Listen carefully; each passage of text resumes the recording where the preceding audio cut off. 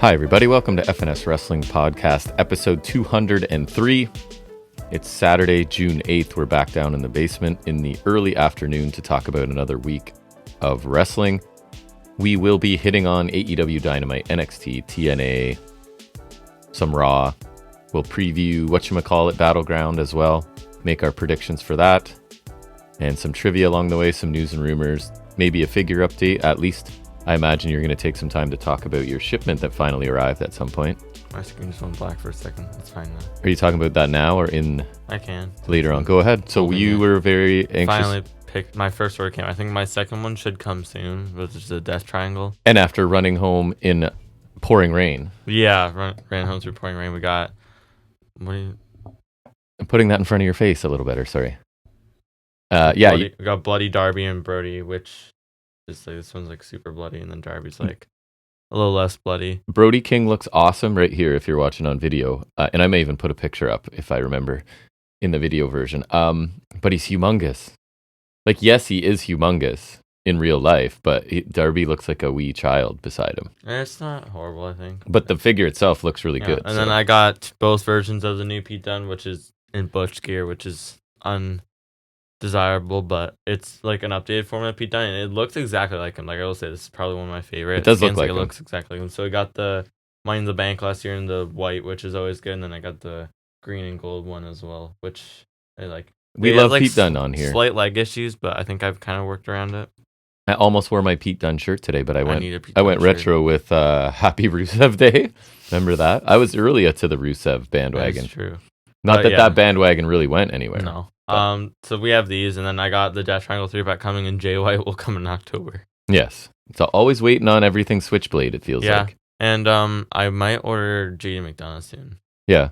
Because I'm the only person who will do that. This podcast is a huge JD McDonough supporter. Well, like, people order the Wave, I'm sure, but I'm going to be the only one explicitly ordering for JD McDonough. Yeah. I think that Wave has a Rollins, too, so they might have to do that.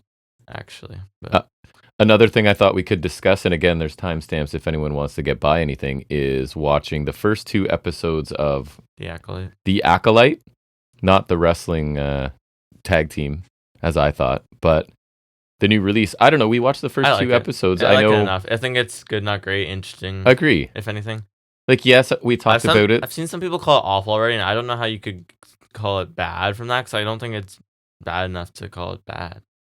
Like, we talked about some issues. Yes, there's like a ton of exposition dumping, but at times, it's like, but it's a story completely disjointed from the Skywalker. It is like the first time in ever. So you kind of have to do that. If you're worried about spoilers, maybe skip ahead, because I'm going to give some mild ones probably. But you find this out in the first, because it's surprising to me that we already found out in the first 2 episodes. Yes, there's the twin, and yes, she's still alive, right? And the one thing I'll say was a little weak is... well, I think once they revealed they were twins, that kind of confirmed she's alive, because clearly Osho was not the one who... But I thought it was funny that her trainer guy, the Jedi guy... Soul? Yeah. So he's basically like, I know for a fact her sister's dead. And then as soon as she goes, my sister's still alive, I think. He's like, yep, that sounds right. Like, that was a little... I mean, I guess that he trusts her. I guess. Anything. And there's plenty of times in Star Wars where people die, but they're not dead. And again, Jedi's being like thrown off by a cloud of dust. Plus, was a bit much. I think like also with that, the Jedi are, I think. But overall, I enjoyed it. I'm not. When you look back at even like the prequel trilogy, the Jedi are kind of assholes. Yeah. Like they're not, and I like this one because it's like they're. Like when you watch it as a kid, they're the good guys, but even in this one, they're kind of the antagonists here, right? And like because they're just so stuck up in their traditions and they just go wherever they want and do whatever they want. When Soul wants to chase after Mayo, I remember like the green one is telling him to come back so they can go talk about it, right? Like stuff like that, yes. Right? So I like it. And at first when Osha didn't remember coming, I thought like it was some Moon Knight type thing where she like had like another identity or something. And I thought it was a flashback at one point, right? And it wasn't. The one where Soul is like with the younglings. I thought so too. And then there's a cool helmet boy at the end of the first episode. And a couple good battles, right? Yeah, so mysterious helmet boy is what I'm here for. I was entertained. I like the end of the day. It's no Bad Batch.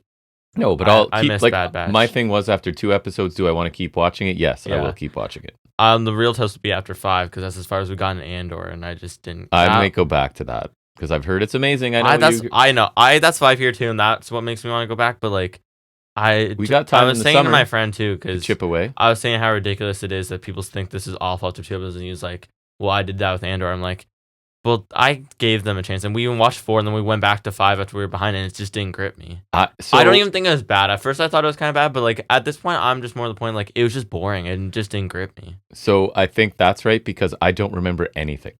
Exactly. Like if you told me we watched 1 episode, I'd be like, "Yep." See, that's my thing, and you liked Rogue One a lot more than me. I did, and that was Rogue One adjacent. Sure. So to me, that's like I don't think it was a bad show, considering it like got nominated for stuff. People love it. I'm not gonna say it was bad. It's not for you. It never gripped me. I don't think it's very good. It's what I do with wrestling, right? It's not for me. Somebody probably likes it. I don't. Not all wrestling. I don't think I can say it sucked because I think parts of it sucked, but it was just boring. Because like Bad Batch season 3, that gripped me. That I really enjoyed. Because I felt the story they were telling throughout was really interesting. And this one, I'm more interested because it's an unexplored time period. So yeah, we'll see where it goes. I'm interested. The only thing I don't like is the director saying, I think it's canon that R2-D2 was a lesbian. That's just... There's no context on what that sentence is okay. And I'm not... Not that we would even care if R2-D2 was, but that's just factually incorrect. It seems to be coming out of nowhere. Yeah. Yeah. I don't know. You've got to work the next 3 days and you're busy with exams and culminatings, which are like big final projects in our area. I don't know if that translates to our American friends or people listening in other countries, if there are still some, I think. If you are listening in somewhere other than North America, leave a comment somewhere and let me know. Email us or what do you have? Instagram us? Because I'd be curious to know because I guess somebody probably is, but who knows? Anyways, do you want to discuss anything else? We kind of got to get moving because you got to get to work. So we'll move into our first wrestling specific segment where we talk about some of the week's wrestling news and rumors.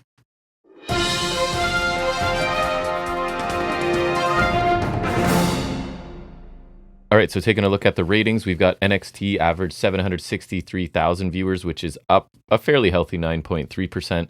Earned a 0.22 in the key demographic, down 8.3%. Again, they say that's what they prefer, so down in the demographic they prefer. Tied with New Year's Evil's for the best audience total the show has done since November 7th of last year. So pretty good numbers for them. Actually got pretty close to Dynamite this week. Dynamite averaged 790,000 viewers, up only 0.4%, so essentially the same as last week. Earned a 0.28 in the key demo, however, that is up 12%. Probably helped quite a bit by the fact there was no major sports competition, right? And you also had the return of MJF, that's the letter, not the G, to AEW TV, right? So his first return there. So pretty solid ratings for both shows, I guess, this week. What do you have? I haven't discussed news with you, so I got to save my favorite for last because I like to torment you. You like to bury the lead, as they say? It's not even Vegas. I know you'll hate it. Okay, I love it. I look forward to hating it. I don't think I've already said too much. Okay. Braun Breaker said to be a major focus heading into 2025 as they move to Netflix, which seems to be what they've been doing lately. Can I say that as someone who's actually watching Raw and seeing a lot of Braun, he looks really slow now. Like when he used to do that running around outside the ring, it kind of looked impressive because it's a huge man moving at a decent clip. I noticed his spear has lost some of its... But I think he's gotten too bulky with the bodybuilding, weightlifting, whatever stuff I he's thought doing. you meant just like they're slowing him down. No, he doesn't seem like he's moving as well. I don't know. He used to be more impressive to me, even though I don't want to like him at all. That's a huge guy that can do... You don't want to like him? Are we talking Breaker or... Breaker. Oh, Breaker. Sorry. I was the whole moving slowly. I thought you were talking about the other Braun. Oh, okay. What's his name? Breaker. Strowman I was talking about. So cancel all that looking slow. Braun Breaker's super fast and awesome. Okay, I was confused. You just said Braun, so I was confused. No, I said Breaker. I don't think you did. I can go back in the tape, but go check the tape. I'm gonna have to. I don't know, but anyway, sorry. Okay, so, all right. No, that's why you looked so confused. I'm like, yeah, I was like. Because I've been worried. I was like, yeah, I thought his spear looked off. Oh, that makes me happy because I'd way rather they focus on him. And I agree with that. Because Strowman's been back doing a whole bunch of stuff. Yeah, okay. Sorry, okay. either you didn't say it or I didn't hear you. I could have said Bronson if you want to. No. If we want to bring back this whole triple Braun thing we got going on. Happy with that choice then. Okay. Braun Breaker is good. So, sorry, take all that back. What do I have? Kevin Kelly, you know how he got sort of fired from AEW? I saw something, he was like ranting. Yeah, he said something about he wouldn't treat his worst enemy like that, and something about when he was calling G1, Ian Riccaboni started talking trash about him on the Discord, right? Which is what I think we said when it happened, making accusations he claims he's never heard about, including being like a conspiracy theorist and stuff like that, and that basically he was trying to turn New Japan fans against him, like on purpose, by making this so public, right? So he said he still doesn't know what Riccaboni's problems are with him, but there was one incident where... Wasn't it QAnon or something? Yeah, that. But like apparently he's like, but I don't know why Riccaboni's targeting me. Like what I did to him, right? So he's saying the only thing he could think of was he made a comment about Riccaboni wearing a cowboy hat while sitting next to Jim Ross when Collision was in Calgary or something. And if like Riccaboni thought that was... Yeah. I don't know. I don't know who's in the right. That seems like, but if that's like, is that all it takes for this guy? Well, if first of all, if you are a conspiracy theorist, okay, yes, whatever, like, get called out. I don't care. That's in on the you. context of Kelly versus Riccaboni. I don't know who's in the right. They're obviously a conspiracy theorist. I'm not, but like. And then Kelly says he aired his grievances to AEW, and then he was fired, basically. Well, so that's okay. I like him as a commentator. I do too. But I don't know about the conspiracy theory stuff. Yeah, whether it's true or not. My problem. Nope, not at all. So although we already knew 3 just confirmed exits from AEW, all of these are heartbreaking to me. Mark Henry, Jake Hager, Arn Anderson, and Paige Van Zandt. Wow, of American Top Team fame. Listen, man, there's a who's who of talent right there. If you're starting a new upstart indie company, if we're picking our roster, I got world title Jake Hager and Arn Anderson, mid card Mark Henry, and women's is Paige Van Zandt. Perfect, done, boom, set. Yeah, exactly. That's a who's who for there for sure. Who's who people that did things. Think any of them are going anywhere? Mark Henry's already surfaced in MLW. Right. Arn Anderson coming to manage Cody or something? Yeah, I have to think, right? What did Mark Henry, at what value did he bring? He was the Rampage guy. He'd do like the pre-match things. Now for the main event. Yeah, that was his thing. He got paid whatever he got paid to do that, basically. Yeah, awesome. Speaking of MLW, nice. Matt Riddle, I don't know if you saw, won the Battle Riot. I did see that. They're going to pay for that dearly when he does something. Does something strange. So the final 4 were Riddle, Callahan, Davey Boy Smith Jr., and Thatcher. Our boy Thatcher's still around, which is nice. So Riddle will get an MLW World Championship match in the future for that. Satoshi Kojima. Yeah, that needs to remind you. Yeah, I did. I saw that in the same article, and I was like, oh, yeah. And he's won half of the tag champions with another old Japanese dude, so... Just to... I haven't checked in with MLW in forever. I used to every now and then. I still might, but... Okay. My last one is new Speed Champion crowned at the SmackDown taping. Oh, amazing. Want to guess who it is? Andrade. Yes. Oh, come on. Of course. Wow. The disrespect. So he can't be happy about that. I have seen things that he's already unhappy with their booking, but that was before this, so... That's too bad. I can't believe that. Anything too. As my first guess was like, who am I going to be mad about? Right, that they're wasting. Exactly. So that's where I went to immediately. I've seen pictures circling around with him with the belt. Ugh. It just looks horrible. Rest in peace, Andrade's career. What do I have? Rumors you can get Twitter if you want. If you want to go see him. Pass. X, by the way. Okay, how dare you? Rumors that WWE has made a, quote, excellent offer, unquote, to Chad Gable, and that AEW is also interested. Actually, either or. I just hope he gets paid, because I think he's cool, and I think Vince did him dirty for so long. I say keep him in WWE, because he's on the cusp of winning a title, and AEW, he might get lost in the shuffle. Yes. As great as I think you would do. For you to guess, mini trivia game embedded here. How old is Chad Gable? 41. 38? Damn it. When did his career begin with WWE? 2014. Very close, 2013. Damn. So going the other direction now, Penta's contract apparently set to expire. I saw he might be looking at other options. And that WWE apparently interested. No, They would ruin him. I was just going to ask you. That's basically where I was leading you. I don't trust him for a second. I don't think his English is very good. No. His style doesn't really, although it's not quite as rigid as it used to be. He's too cool. And he is really cool. No, I don't trust him for a second.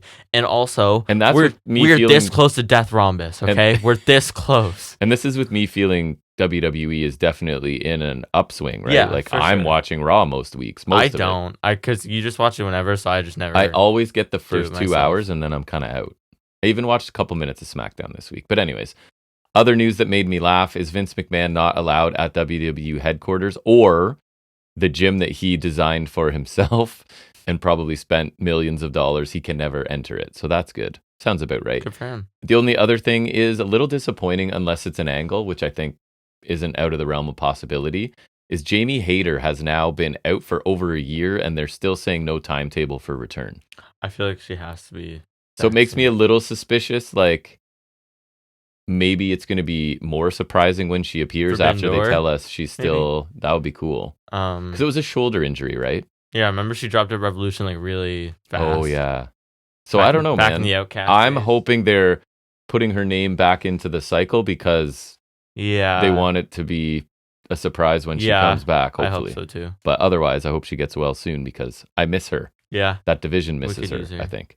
All right. That ends the news for me. We'll now move into our most detailed review every week. That's taking a look at this past Wednesday night's AEW Dynamite.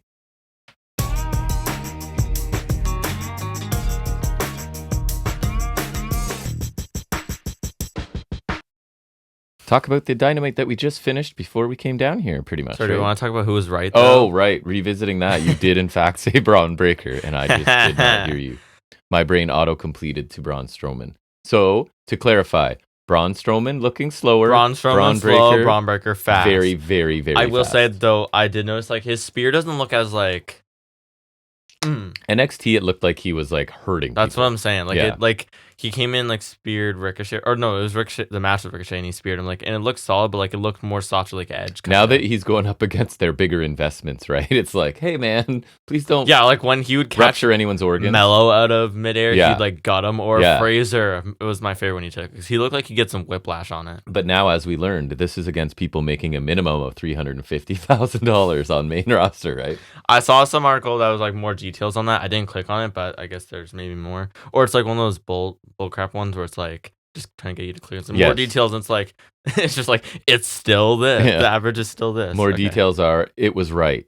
First publication was correct. That's how you have to do. So it's just like, oh, this one was right. The verification was also correct. Like, you just keep going on and on and on. Okay. We start hearing from MJF. He said he was at home watching a bunch of children making a ton of bold claims on his show. One guy's walking around calling himself the Rainmaker, which is interesting because he looks like he can't even afford a gym membership, which I thought was an odd dig at Okada. Like, I don't think... I guess because MJF is now a body guy, he's worked so hard to get there that he feels that he could take a shot at. I guess so. I guess that's all that is. Yeah. And another guy was swerving around, claiming he's the leader of the Mogul Embassy, a group that turned on him and whipped him. He said Swerve calls himself a business mogul, but that's not true because they tend to go to school, and if he did, he must have skipped his public speaking course. Taking a shot at Swerve's promo skills? Which is an odd choice. Which has never been Swerve's problem. I will say the babyface promos are not. But it's not like they're bad. No. They're not bad. No, I agree. And he says the most egregious claim, though, was a Cockney Cockhead. He mocks Ospreay and then lists off some names better than Will that he's all beaten. He said Ospreay's not the best in the world. MJF is. In 5 years, he became the man and the face of AEW. He created some of the greatest matches, moments, and memories and interviews in the history of the sport. He became the most hated man, only to become the most beloved. And that was no accident. And so imagine how he felt when he went home to heel from Canyon's place and people were trying to smear his name. Out comes Roosh. Yeah. He compares MJF to the ugly, filthy Americans, saying that they never shut up. He said he wants MJF to listen to him. He said, while MJF's been gone, he's been here wrestling, winning, and where's his big moment? He said he deserves MJF's spot, so now he's going to take it. It's like Swerve Hangman Light, you know, the spot thing. It is, and it's one of those, I mention it later, but it's like a simple storyline that I don't mind because it's believable, right? Like, I've been here this whole time doing stuff, and you just stroll back. When you mess with the bull, you get the horns. MJF said he didn't get any of that, but it's not Roosh's fault. He said when Colin was running this place, it was rough. Now the Elite has control, it's gotten worse. He couldn't hear Roosh, and he asked him to repeat it. And didn't love that part. We don't give a shit.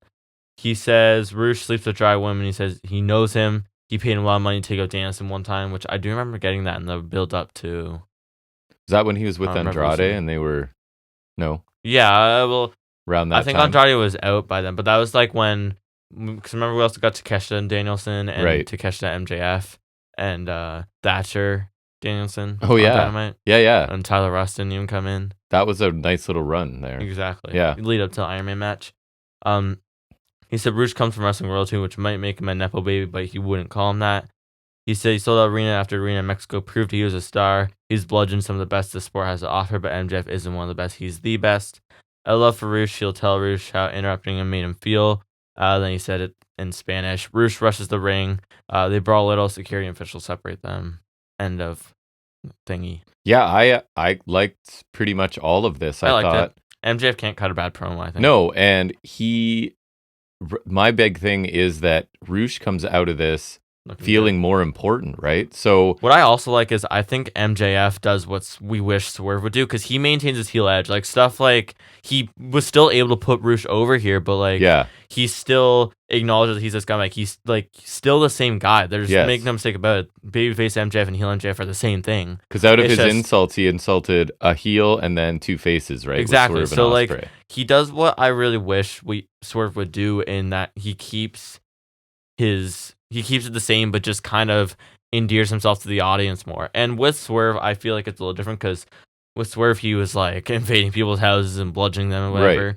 But I feel like Swerve could still do more of that. Yeah, I thought like MJF hawked his merch. He like mocked people, so setting up easy little quick angles and feuds if they want to later. So yeah, he ran down all of his own accomplishments and built up some heat with Roosh, which I appreciate, because and the whole time he's like doing his energetic, interesting, like he's just really good on the mic, right? So this helped an upcoming match that could have felt really random feel a little bit more important, right? Of course, MJF is going to win, but someone can still benefit from that exposure, right? And I think that accomplished this for Roosh, who, if you listen to this show, you know I love Roosh. So he feels more relevant after this than he did before it, right? So for sure, good job here. Yeah, it was the classic return promo shtick, setting up potential future feuds, like set up a few here.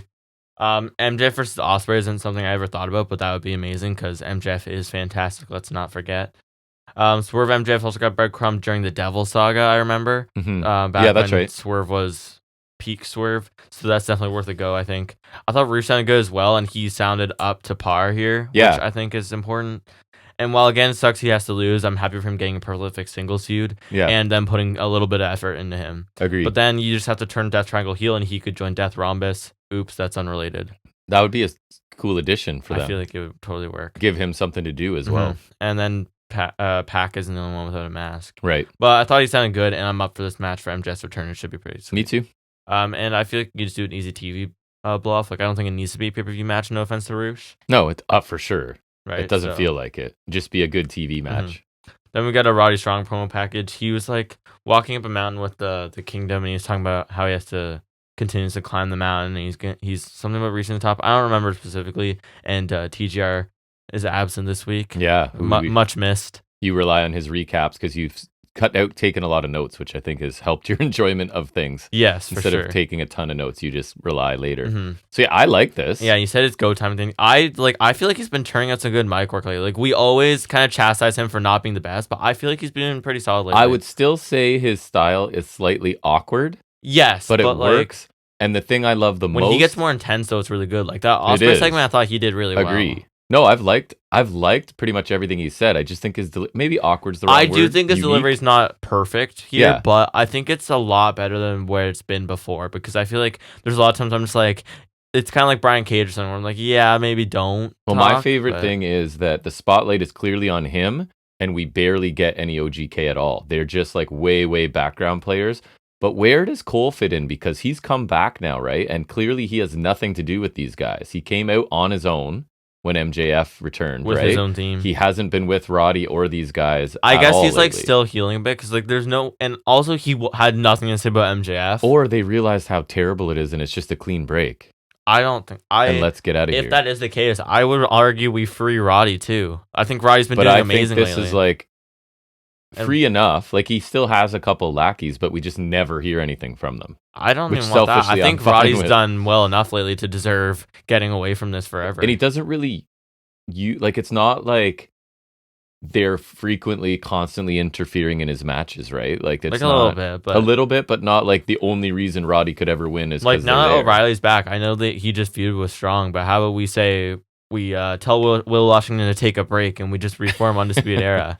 Like, that's what I really want. I don't want the Kingdom or Wardlow. Cover the Will Washington spot on your FNS bingo card. Yeah, exactly. Mentioned. Pete Dunne got mentioned. Yeah. Bingo card. Tyler Rust I already hit. Bingo card, yeah.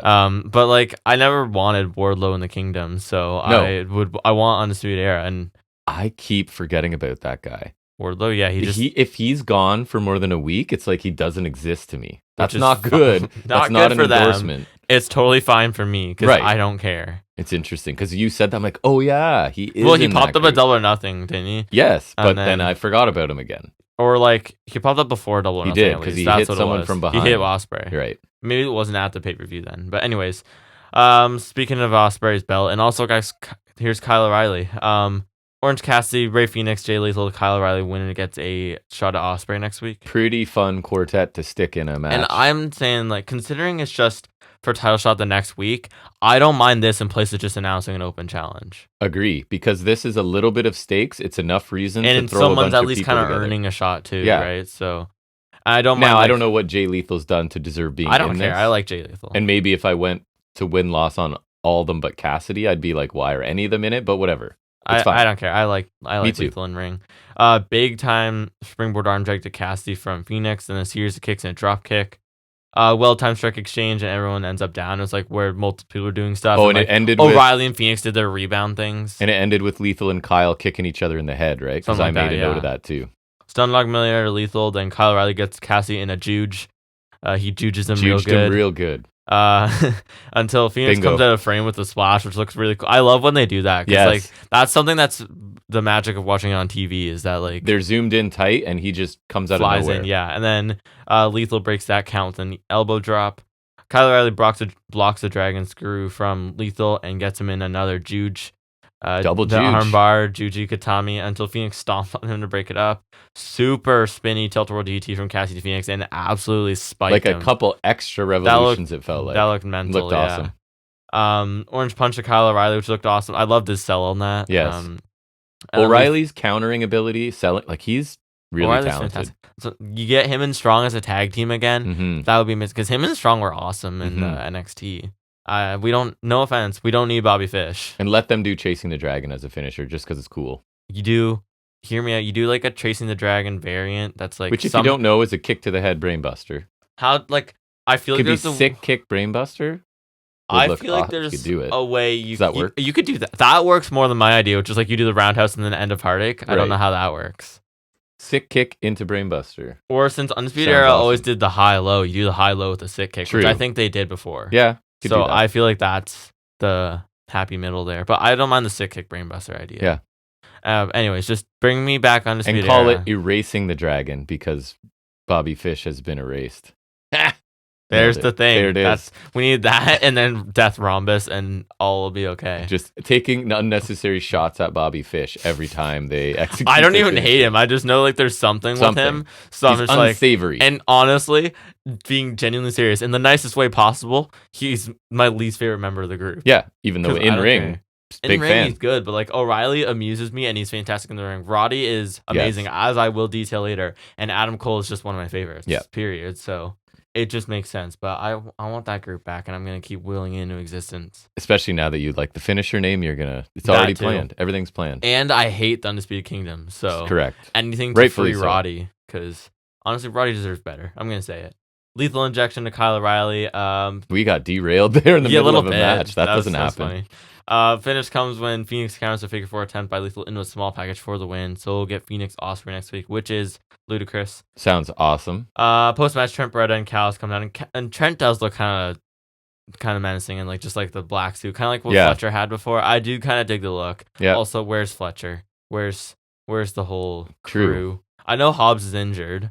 But like Takeshi and Fletcher. I feel like Fletcher could be a guy working somewhere else right now. You know what I mean? Like just like he's one of those dudes that still travels around working other places. Yeah, in between. I do want them to keep him signed because I love him. But yeah, like in between, like intermittently kind of. Right. That's fair. Feels like it. I could be wrong. Trent wakes in the ring for Cassie with a chair. Cassie thinks about it and grabs a chain from under the ring. Statlander comes out and like she's kind of stopping Cassie.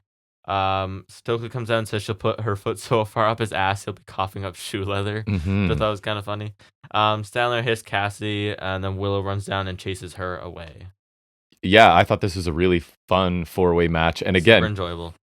With quick stakes attached just so it doesn't feel random, right? Really cool sequences that required some really precise timing by these 4 people who are all awesome, right? So really fast pace worked by everybody. I didn't think the finish was the best, but I really enjoyed the match overall. And I think finding a way to use Cassidy, beloved Cassidy, as like a tool for Statlander to get some heel heat is probably a pretty smart move too, just to like further establish, right, that this is what she's doing now.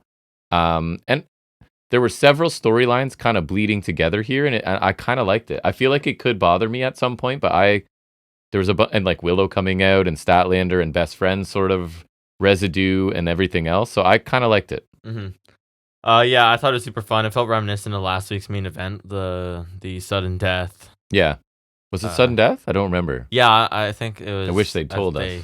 It's not very good at being clear with it. No. Since it was just for a title shot next week, like I said, I don't mind like just getting a cluster of guys and then throwing them into something fun. Because it's enjoyable television. I like everyone in ring here. They kept a brisk pace and it was entertaining. Phoenix winning makes sense because him versus Osprey will be crazy. Post-match stuff was solid, like you said, because you have multiple things converging. So I like that. Me too. Speaking of liking things, here's the opposite of that. It's just going to get more and more.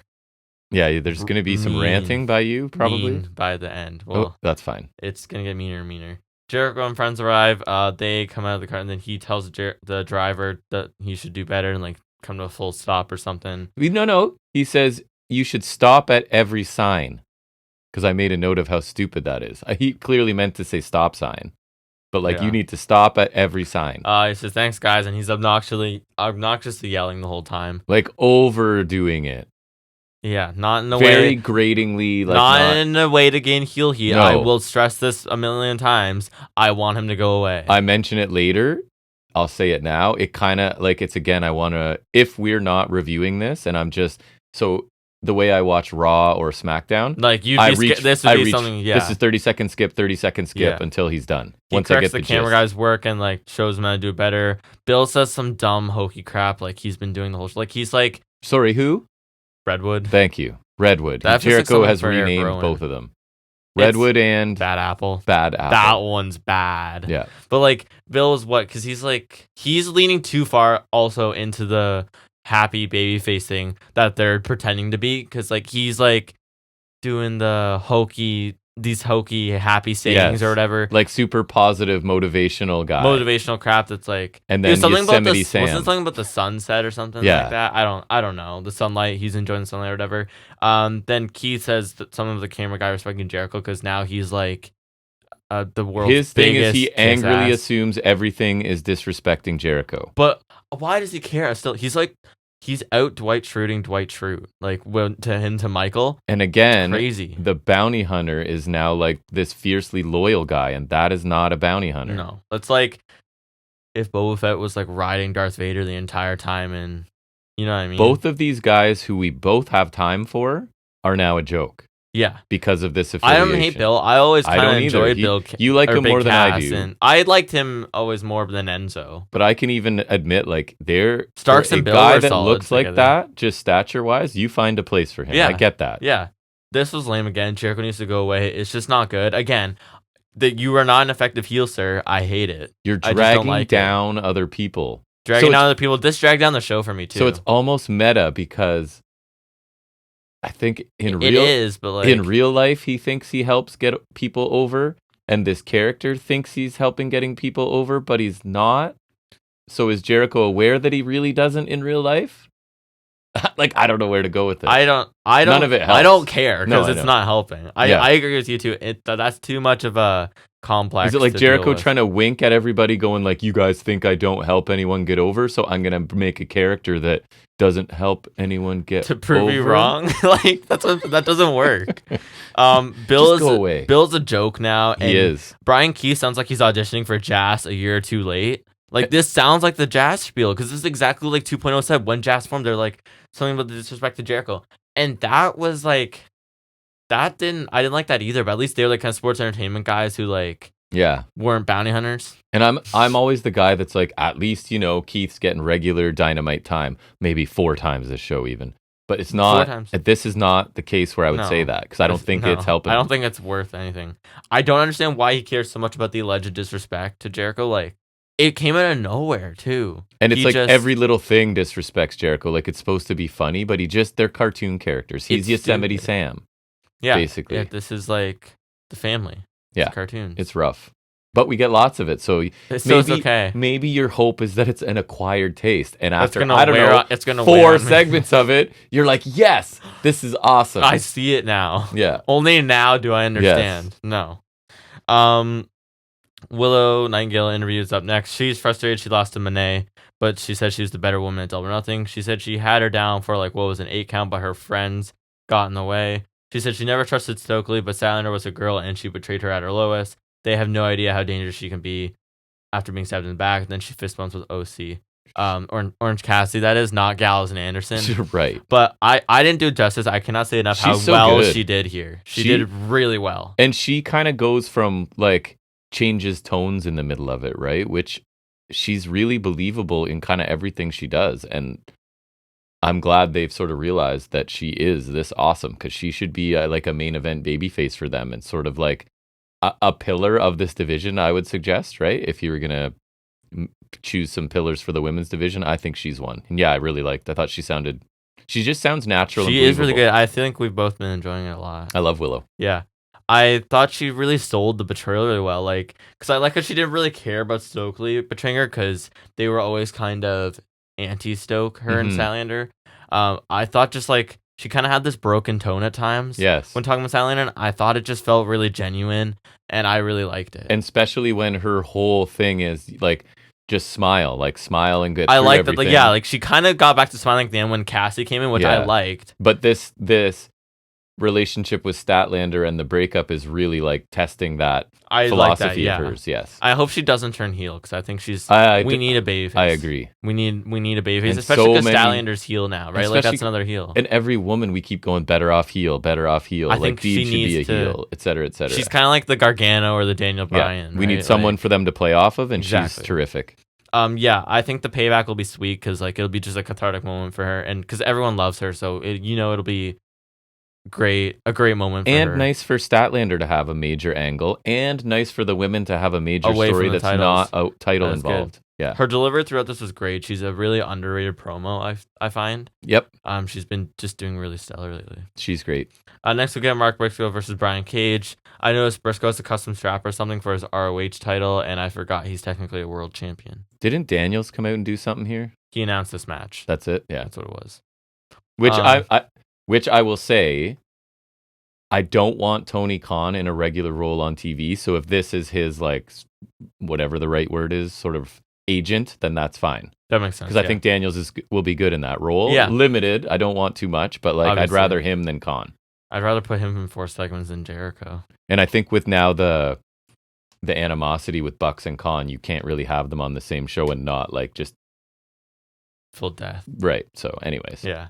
Outside in superplex from Cage, which never doesn't look cool. Yeah. Or doesn't ever not look cool or something like that. Something to that You know effect. what we mean. It looks cool every time. Yeah. Overhead Uranagi kind of suplex from Briscoe for 2, which I thought was cool. Takeshi's watching from the crowd in his weird pirate baggy pants that make me laugh. It's just like, it's a look that you could never pull off in real life, I think, but he just looks cool still. He just manages to look cool in that. So I respect him for that. Because it's one of those things where it's like, you don't like his pants? Why don't you go tell him? Exactly. Right? Like, what are you going to do about it? I like that was his like street fight attire for that collision match. It's like, he's just like Japanese Jack Sparrow or something like that. Walk up to him and tell him you don't like it. And he'll forearm your face off. See what happens. He'll literally forearm your face off. That's the air he has. Exactly.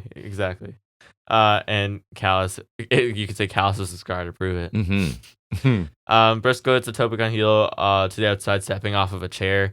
Yeah, this was like a recurring thing where he kept trying to bring chairs in the ring to do that. And to me, like I was saying to you, this makes more sense than when Takesha tried to bring in chairs at Double or Nothing. Yes. So it's like, we know Briscoe's going to do like a Sabu type thing. Correct. Right? So I know he's not just going to get himself DQ for the sake of it. And I thought it was kind of funny when he used the one chair to distract the ref and then jumped off the other one. Like, that was fine to me because it's just like, it doesn't make him look stupid. You know and what you I mean? missed the big highlight. Remember the ref caught the chair out of the air? Oh, yeah. He threw a chair in the ring and the ref caught it. That was awesome. It was pretty awesome. That was my awesome. first note on this match. Ref catches chair. It was like that one time when you've seen the clip of Roman chucks a chair into the ring over steel cage and it lands perfectly seated up. Yeah. It's like that clip. 1 in a million shot. Mm-hmm. Pump handle sit up facebuster from Cage. I think that's the Weapon X for 2. Yeah, I think that's right. Sit up powerbomb from Cage for 2. Rolling Death Valley driver from Briscoe and the Froggy Bow get the win. We cut to Jack Perry backstage. He congratulates Mark, but says it doesn't matter because he said he's proven he can't be stopped and he fights harder for AEW than anybody. The universe has already chosen him, so he will be the next TNT champion one way or another. Yeah, solid match. It was what you expect, like Cage spams finishers and Briscoe wins, right? Which is basically what you expected. Briscoe's a smart choice for a ladder match. I think you said that when we were watching it. Yeah. And I thought Perry's little promo after was solid. So this was like... I wish we got more Perry considering what we got on this show. Yeah. But... This match was what I thought it would be, which was an enjoyable little mid-show match. Solid match, no drill claw. What a waste. True, fair point. We almost Bingo got card, drill claw for sure. Drill claw complaint.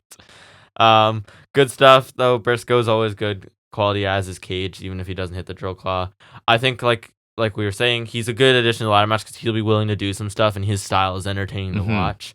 I thought Perry's promo was good. I enjoy his promos regularly now. I think, again, he deserves props for really improving himself. Time away, man. And what we were telling Jericho, go away so we miss you a little bit. Which I think is Becky Lynch's strategy right now, which I think is I think it's smart, strategy. too. And I don't even think her heat is justified. Like, I think Jericho...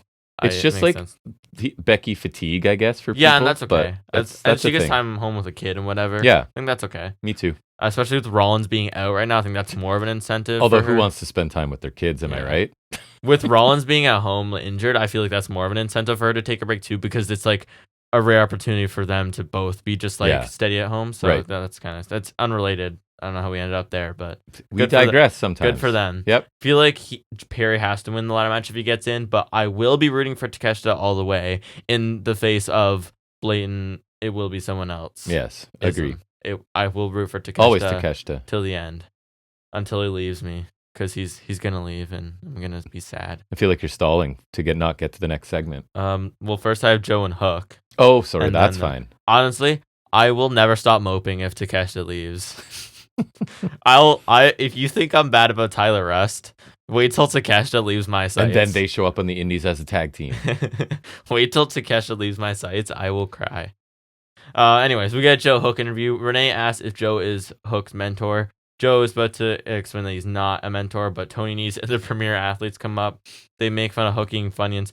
They did get a hype package on Collision. I have Tony Nese and the other guy. Was it Davari? Yeah. No, the Goods here. Right. Josh the Goods Woods is part of that group, right? Hook clowns him for being a loser, which is fair. Hook tries to attack them at their approval, but Joe stops him, and he says that they'll handle it on their time because they're bad men. I really like this pairing. There's of something Joe and Hook. there. There is something there. There is. They really haven't done much yet, but I think Joe's fantastic. It just makes sense to me. Yes. It just makes sense. Premier Athlete is being funny because obvious heaters don't come more obvious than them. I said, or the Factory in their heyday. And if you're going to listen to a veteran star, like it's Joe. And also, I saw some post that Taz helped mentor Joe at one point in TNA. And it's even the style, right? The submission style, that kind of thing. The hard hitting, and there is just something there because it's just interesting. Joe's so good on the mic and can do so much, and Hook doesn't need to or should say much. So it's there's something there. I agree. Agreed. Joe can do anything. Then we go to the Acclaimed. Nope, not quite. Jericho and friends backstage. And did we already see them though? Yeah, we did. Oh, so they get two. You'll see in my titling of the segments. I get progressively fed up with this. I think my comments get smaller and yours get bigger because I remember you typing a whole bunch after one of them. Yeah. Maybe the fourth one. Anyways. Jericho and friends come across 2.0 and Jericho talks about Menard being lead commentator on Rampage, tells him how to do that or something. Then he gives parenting advice to Menard. Keith says the baby better respect Jericho because, again, This is not the new multi-segment thing. Give me the Elite back. I want funny Okada and not Jericho. Give me 3 segments of Okada fanboying over his Lambo, please. That's way better. This is bad too. Again, I want Jericho to go away. The yelling is no thanks. Bill is an idiot pretending to be nice with Jericho, and Keith is now the world's biggest kiss ass. Do you have anything to add? So I think you made a very good comparison there. When you contrast, I guess, more appropriately, how much entertainment we're getting out of an Okada for how little he's doing, and how much they're doing Jericho, and how much I hate it. Jericho is trying and getting so much time. I'm honestly to the point where this week I missed Okada. My only note which is crazy. My note on this says, "This is awful. Bill and Keith must have pissed someone important off." That's it. Because it's not entertaining, man. And there's so much talent on this roster that doesn't get used. I know I say it all the time. What world does Jericho need 4 segments with these guys? In what universe can I not get any Bullet Club Gold, but I get Jericho 4 times? Right. In what universe do we not get a proper trios division, but I get Jericho 4 times? Right. In what universe is Takeshita only standing in a crowd wearing cool pants, and I see Jericho 4 times? Not a fan. In what universe does Okada not make me laugh, and I see Jericho 4 times? I can go on and on. There's endless examples of things I'd rather see. In what universe would I pull up the best and worst document to get the learning tree on there? This one, because it's literally what I'm doing right now. That's what I was thinking too. It's unquestionably the worst character, worst faction. Where do you want to put it? I'll put it there. I'm making a general note of learning tree as worst thing. Question mark. Just give it worst thing. Yeah. Then we get the Acclaim. Their entrance wrap is cut off by the Bucks, who say they can't disparage their EVPs, and they tell the Acclaim to clear out the ringside area. There's nothing here. It's just furthering a tag feud, I think, which is good finally for a tag champs to do something. Yes. So I feel like since winning the titles, like I have enjoyed the Elite. It's just for the tag title specifically, there hasn't been much done. So the thing for me is that the tone of Acclaimed and Bucks is kind of similar. Like neither of them are super serious. So it's not like anyone has to look dumb interacting with the other one because they're kind of silly. That's true. You know what I mean? Like that. So maybe, I don't know, maybe the same tone won't work, but right now it feels like that makes sense to me. Because at least it's not like the stark contrast if you had like Deeb and Storm. Right. That's what I'm saying. Is that they're both kind of light or whatever. Yeah, for sure. Yeah. Source Strickland interview. He welcomes back MJF and calls him a little bitch, which I like. He was like, "Welcome back, you little bitch," right off the bat, which is funny. He says he'll deal with him soon. In his hand, he has a contract for the main event of Forbidden Door, and he tells Nana to mail it to Ospreay. He said tonight his match against Strong. He says Strong is dealing with the mountain because based off of what Strong said earlier, he won't knock Strong off of it. He'll bury him under it. I'm thinking Mount Tantus. He said since he wants to make demands, Swerve wonders about the EVPs. He says seeing Team AEW lose hurt him. Make sure that next time they assemble a team, they don't forget him. I thought it was solid there, breadcrumbing MJF, which I like, and I feel like this is him throwing his hat in the ring for blood and guts. Yeah, that's quite possible, right? Because I feel like instead of you're doing typical faction feud, you have different teams for Team AEW step up to Elite until someone gets the job done.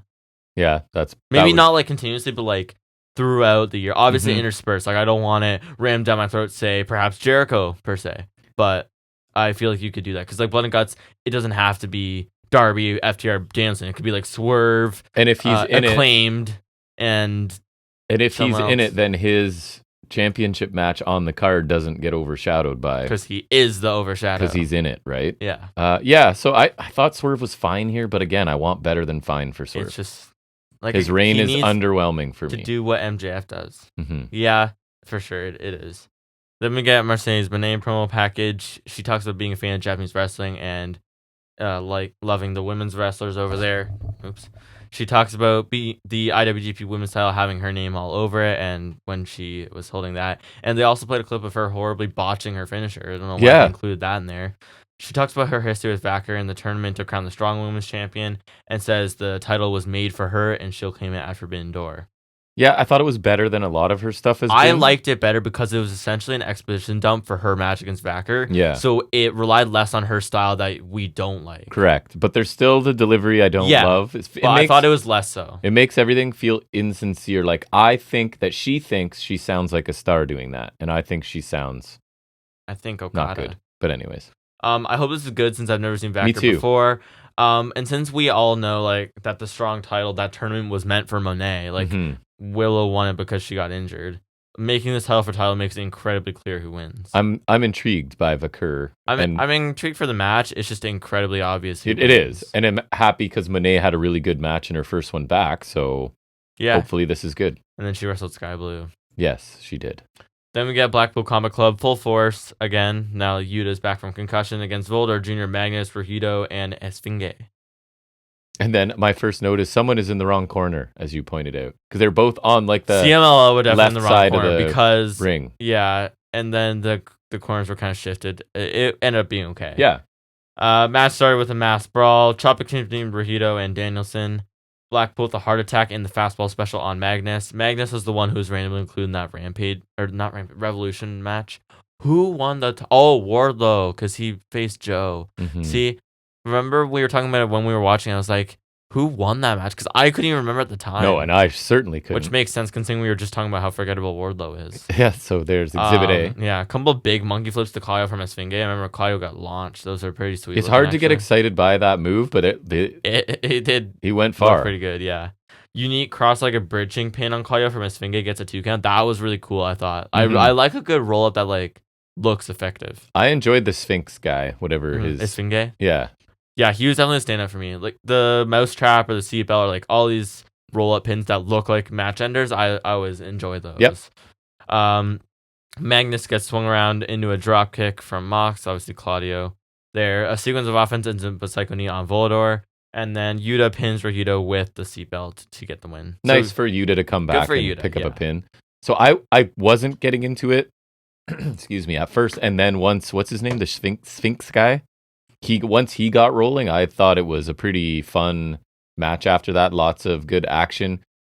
Nice to give Yuta the win. I mean, tough to get too excited. This is basically like an exhibition match. It doesn't feel important. These matches with CML have always been fun. Yeah, so they're always entertaining. I don't hate it. No, that's fine. I was entertained. Also, in the context of this being Forbidden Door season, also makes it okay for me. Yep.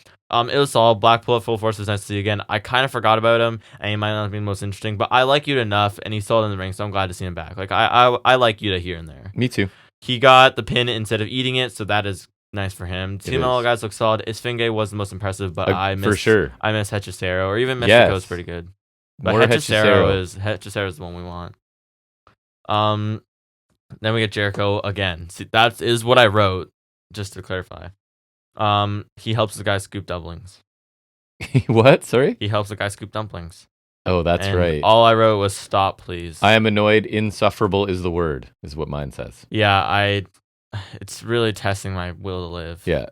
So he's an expert on everything, even the most mundane tasks. He has advice to give. Ha ha. Stop laughing so hard, okay? I'm going to have to do a lot of work in post. You're going to clip the audio if you laugh so hard. Yeah, I just need them to stop. Yep. You can move on. It's fine. Desperately. I will, gladly, and won't look back, starting now.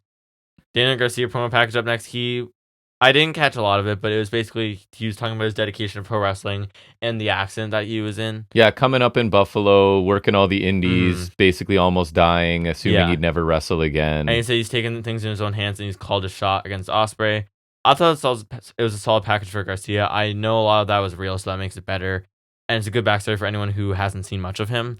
I really enjoy him in the ring, and he's got some solid promos, but I think they need to put him in Blackpool. This is funny, just based on what I'm going to say. I don't know what other direction you can go that'll bring him success, because I like him, but in his current state, it's just like a good technical wrestler. There's really not a lot of upward mobility for him, in my opinion. So I think you need to put him in Blackpool, maybe get him tag titles with Yuta or something. Yep. And we didn't talk about this ahead of time, because it's funny, because my thing is like, I really liked this video package. I thought he sounded really good. But he just doesn't feel title ready for me. It's like this over and over. They get me interested, they get started, and then it's just gone, and he's done. So depending on what the follow through is, right? This is really cool. But if it's just another, like, we made him relevant for one match for a week and then back burner again, then I don't really care. They seem to do it a lot with him. I'm really annoyed that they never just put him in Blackpool when they should have. Right. Because I think it derailed him. It's almost like developing that dance that got over has in hindsight not been great for him, because they went that route, right? And it's just not, I don't know. Exactly. I like this segment, but what are they going to do with it? Exactly. Bucks Acclaim segment, security between them and the Bucks are sarcastically saying they had to cut their segment short, but it was great. They're having a great show. The Acclaimed kind of jab back, and they're like, sooner or later you'll have to come face to face with us, and you're not gonna like it. It was fine. It sets up a feud for the tag champs finally, so that's good. Yeah, I didn't have much comment on it. I don't hate them. I've kind of like fallen in love with them. The Acclaimed, yeah. Like, and I think I just haven't. I think that it's worn off. That's symbolic of the larger crowd, because remember how over they were, right? They're definitely not to that level. Yeah, so they were like the hottest thing going. I think they're good challengers, but I don't really want them with the belts again. No. And I don't really think they will, but just a placeholder challenger, I think. Then we go to the Bucks backstage, and another thing. It was after a commercial break, so it's fine. And Bucks back to back is fine considering we had Jericho 4 times, so I would much prefer this. They are with the patriarchy backstage. Christian says if he can trust anyone to make the right calls, it's the EVPs. And he says he was screwed at Double or Nothing, and he carried the company for the past year with the TNT title, so he wants another title shot. Matt says they'd love him to death, and they're one of the best stables, and he would give them all gold if he could. But last week they couldn't even do that for their friend because of Daniels and Tony Khan. And he says they still have some pull, so he'll see what they can do. Matt says if you keep scratching our backs, we'll scratch yours. And Christian says he's glad they have this working relationship. Yeah, so Christian sounds good always, right? But Christian. The whole who has the real power, the Bucks or Danielson sort of thing, is not a story I want them to tell. And I feel like if they are starting to tell it, it's going to get a lot of attention. And I just don't. The problem is, right, I'm the guy that likes realism to a large degree in wrestling. Like, I know I like some silly stuff too, but like, for me to believe that the company executives are doing stuff like this in front of the cameras on their own TV show, right? I don't know. It's not my favorite thing, and I feel like we might be getting a lot of that going forward. So yeah, it was fine. Christian's a good performer, but the story they're maybe starting to tell, I don't care about. I don't mind it. I just hope they don't go overboard with like people aligning with the elite kind of thing. Like, I don't mind Christian having the working relationship. He's a scumbag, so it makes sense to me. Yeah, that he's gonna do that to get ahead. I just hope that they don't overdo it. Me too. Because like I don't mind it here. It's just I feel like it could start a trend of them doing it over and over and over, and I want them to kind of like. And then Daniels does something to get at the Bucks, and then the Bucks find, you know what I mean? I don't want that. Yeah, like just keep the Team Elite or Team AEW versus the Elite. Mariah May versus Saraya is up next. One day the nightmare of the Outcast will end. One day. Even just the Tron coming up, we're both like, oh no. It's just that. And May is in Outcast Tony Storm gear. Yeah, that's right. So that's nice. Spinning sidewalk slam from May was kind of cool. I think she did hit a running dropkick at some point, but I didn't catch it. It was right before that, because I have cool missile dropkick and spinning slam by May. Her shotgun dropkick is so good. Awesome. From the running. Commentary pointed out how it always looks great too. May chases Saraya around the ring, ducks a later attempt from Harley Cameron interfering, and a super kick from Saraya connects. Diving shotgun drop kick from May for 2. Hip attack in the corner from May for 2. Saraya hits the Rampage DDT for 2 and taps May out with her submission move. Right. So the Outcast beats her down. Shirakawa comes in for the save, and then there's like her and Storm are like bumping breasts, and then May pulls her in to cling to her, and then Storm too. And it's super weird. But interesting somehow. So to nitpick, I wish May was smarter than to like chase Saraya around the ring when Saraya has like 40 people out there with her. But anyways, and that, remember, I thought from a distance like that Saraya's brother was Ridge Holland, because it looked like him when he was in the Brawling Brutes, basically. And I was like, what? Ridge Holland's here? Anyways, I liked a lot of this match because it was Mariah May in control, right? And I'm going to say it, she's good. We keep saying, I think she's good. I think she's good. She's good. So I feel like she got to dish out 90% of the offense, and Saraya just had to do nothing but take it. And her Rampage looked good. And the finishing submit, I hate the decision to have May lose, and to have her lose clean, I think, is even worse. So, yes, if she has to lose to Saraya, which I don't know why she ever would, then have it be interference. I'd argue, would the post-match attack not be more effective if Saraya lost and it's like payback? Yes. Like, would it not make more sense for Saraya to lose? Yes. So I don't know, man. Like, I don't like May losing clean here. I do find Shirakawa super strange and interesting, and the dynamic between all three is interesting. Yeah. Even though I don't enjoy Storm's character, it's more like she's less of the focus right now, which is fine by me. So I kind of liked a lot of this match, not the finish, which I hated. It was fine as a match, but it also bothers me a lot. I like that May got a lot in and was in control because she's really good. But the finish does bother me for sure. Saraya submitting May clean for no reason. Saraya gains nothing from the win, and she got taken out afterwards anyways, and May looks like kind of a chump. It would have made more sense for Saraya to lose and then attack her, if anything. Dumb outcome for sure. The post-match stuff with Mina running out is bizarre, but not in a hated way, more so it's like amusing and confusing. Yes. Storm, I remember she said something about like, I remember at one point she said something like being the bosom May clings to or something like that. Yeah. I think that seems to be an imagery they're going for a lot. So that seems to be what the struggle is here. It's interesting to say the least. Then I wrote, this is my title. It's more Jericho, and then in brackets, all caps, help me. Yeah, it's wild. Jericho tells Private Party they should make the party public and invites them to his segment that I don't want to see next week. It's the rule of threes, not fours. If they follow the rule of threes, it saves us one, you know? I don't want 3. I know, but at least it would have been done then.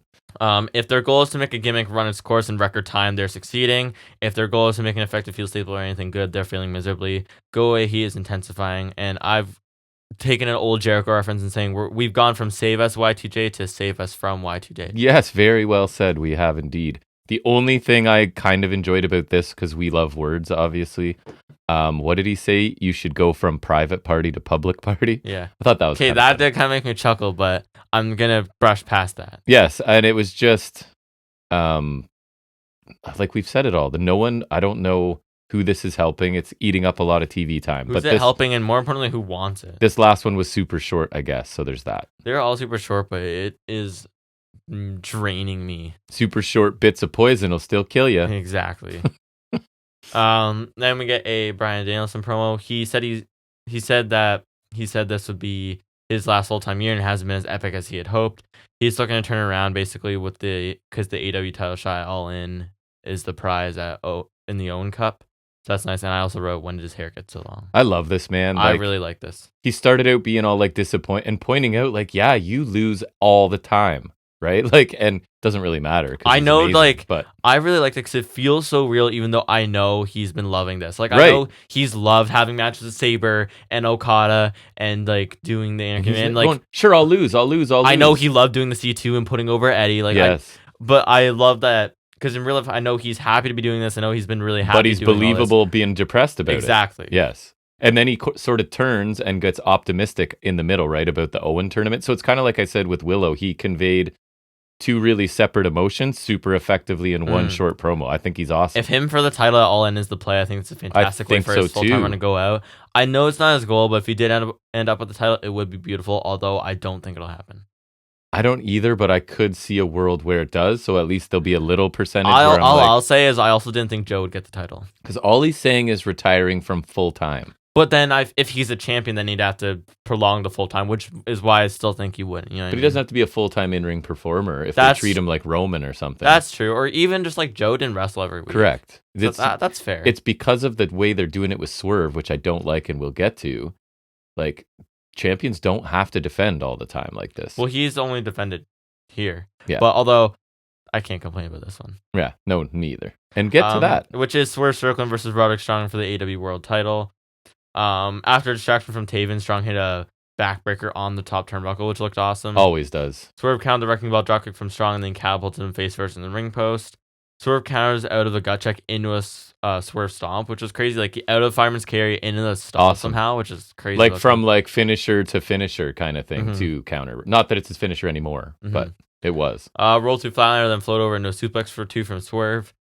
He did like this move where it's like he lifted him up like a powerbomb, but switch it into like a power slam awesome. For 2. Swerve's been sneaking in these like by the way, I'm super strong. Yeah. This move just like looked cool too. I was like, all right. So you're super fluid and smooth and a powerhouse. Cool. That feels like a move Bronson Reed could do really well because like he would have some oomph to it because he's a big boy. He is a big boy. Thick boy. Thick boy indeed. Interference botch from the Kingdom. They were supposed to like do a Hurricane Rana spot with Swerve, but then they just kind of half dropped him and then just kind of held him there. But then Strong came back with an X-Plex on the apron, which looked awesome. Sweet, so. Yeah, I loved it. After a strike exchange, rolled through flatliner from Swerve is met with a codebreaker from Roddy, and he follows up with that rapid forearm spot he does, then an Olympic slam and a stacked tiger bomb for 2. Then right after that kick out, he nails Swerve with a sick kick for another 2 count. Absolute mad. Roddy's cardio is next level. Second to none. Can wrestle all day. Slingshot stomped the outside from Swerve with strong dangling from the apron. I always love that. Yep. The finish comes when Roddy ducks a house call attempt and goes for a jumping knee. Swerve catches him, drops him in perfect position for a successful house call to pick up the win. Pretty awesome. I thought this was awesome. It might go in my TV match category. Only held back by the fact there's no chance Roddy wins, right? I didn't even care. Roddy is incredible. He's on a really good run right now where it's just like put him in there with anybody. O'Reilly, Cassie match. Just the speed and crispness and the fact that he's never tired. He can go. Reminds me of like when Riddle goes off on I was saying later, the only person who does these spots as good as him, like those just cardio strings, is Riddle. Yes. And then Swerve had some really cool, unique counters in this, and he did his usual super smooth stuff, plus busted out some new stuff and the power moves. So this was one of those matches where I kind of didn't want it to end. I'm hoping they get more overrun than this because it was like 14 minutes. I like this better than Swerve Christian easily. Because Swerve Christian, I think I did too. Just like this, I'm in love with Roddy right now. Honestly, Roddy has been really killing it, and he is. If you could have made this the pay-per-view main event if you wanted to. Like, I think I preferred this one as well. Just because it's more my style. And, like, I love Christian as a character, but in-ring, he's never my favorite. I will say I feel like they're overexposing Swerve in the ring as your main champion. But feels like he's it depends who you put him with. It feels like it's good. Every week. That's true. I do think we need to ease up on it. I don't think it helps him. Makes it feel like one of those open challenge this titles. Helped him, though. Yeah, this match was awesome. Helped him.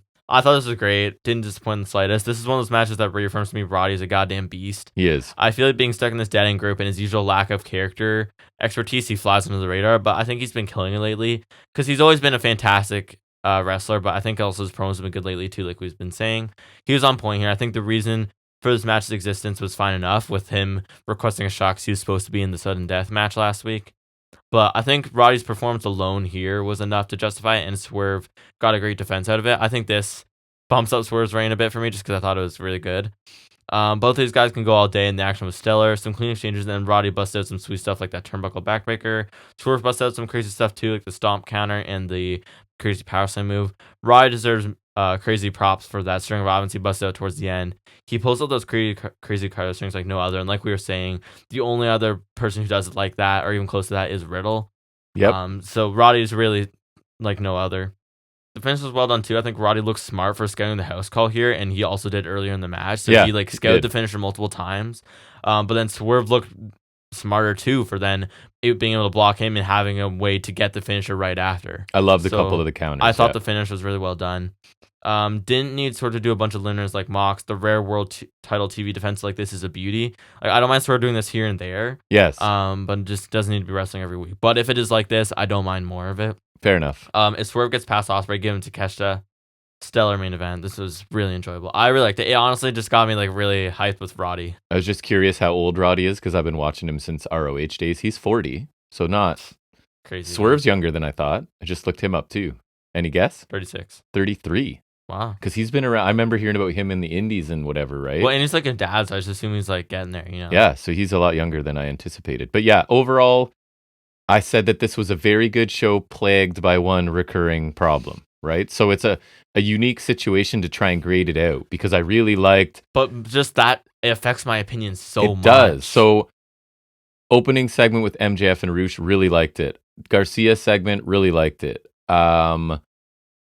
The four-way I liked. Blackpool match I liked. The women's match I liked most of it. I really enjoyed the main event, right? But 4 obnoxious Jericho segments.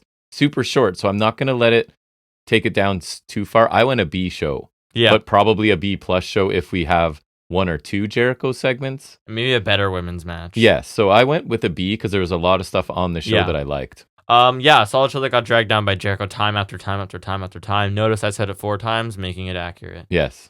Thankfully, we were bookended by great matches. I thought the opener was super fun and the main event was great, so that kind of balances it out. Briscoe versus Cage was solid enough. The 8-man tag was good, and the women's match was solid with a undesirable outcome. Very much. Main event again was superb.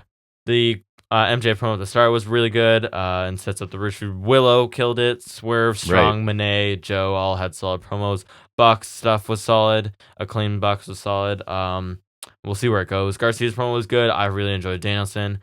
I will say the show also suffers from no Okada, which is a ringing endorsement of what he's been doing. Right. I did miss him this week for sure. They gave me Jericho 4 times, but not him. They just made me suffer over and over, but no Okada. This is not good. This cannot be the new normal. I want the elite, not the learning tree. Matches were generally good. Segments too, but they took a heavy hit. So it's a B show for me that Jericho hurts a lot. It did really, really strong show with 4 disappointing segments, all belonging to the same people, unfortunately. Yep. All right. Well, now we'll shift gears, take a break from analysis, and hit Jack with a little bit of trivia in a segment we call Off the Top of His Head.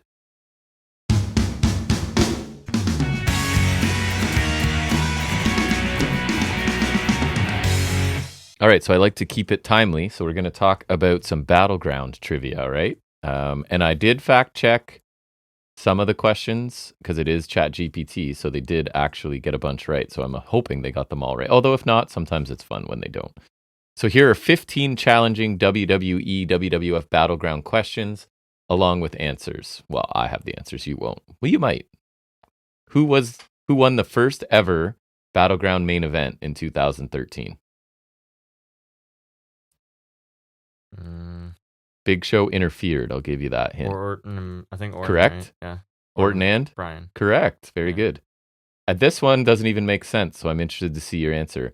At Battleground 2014, which 2 wrestlers competed in the first ever WWE Battleground Battle Royal? I don't know. So that does anything, that doesn't make sense, right? Any 2 of them? 2 wrestlers in a Battle Royal? So who ended up winning, do you know? I didn't even know that was the thing. It might not be. It might not have happened. They're saying Miz and Ziggler, and Miz won. Yeah. And they're claiming there was a Battle Royal for the IC Championship. Oh, that sounds more right then. And that Miz won. But anyways, are you checking it? Yeah. Yep. It happened? Which superstar made their return at Battleground 2016 to interfere in the main event? I don't think so. Well, what do you... What? I don't know. And they're saying the main event was Jericho's highlight reel, which I don't think is fair. No, Jericho's highlight reel was on that show. That I know the main event. Who interrupted it? Do you know that? No one. Did nobody? It was Orton was injured. He returned on the highlight reel. He RKO'd Jericho. There you go. Orton didn't interfere. He was the guest. He returned. So you got it right. We got there. But the main event, I know this by heart. That was the Shield Triple Threat show. Right. So you know everything about that. I would know that. Right. I was like, no, I thought they might have misconstrued it as like, oh, Rollins returned there. And I was like... So they got Orton's return. They just got it in the wrong place. In the wrong context. Right. Who defeated Cena at Battleground 2015 in a U.S. Championship match? I don't think so. Okay. So who's U.S. champion at that time? Is it Cena? Is that even right? Yes. Okay. I'm saying that because I know when he lost it. I know both times he lost it, and neither of them were at Battleground. Just faced him. Doesn't say defeated him. Oh, I thought you said... You said defeated him. Who did Cena face at Battleground? Face him? Oh, okay. Then Maybe I did. We can go back and check that too. Okay. Who faced him? Rusev? Nope. According to them.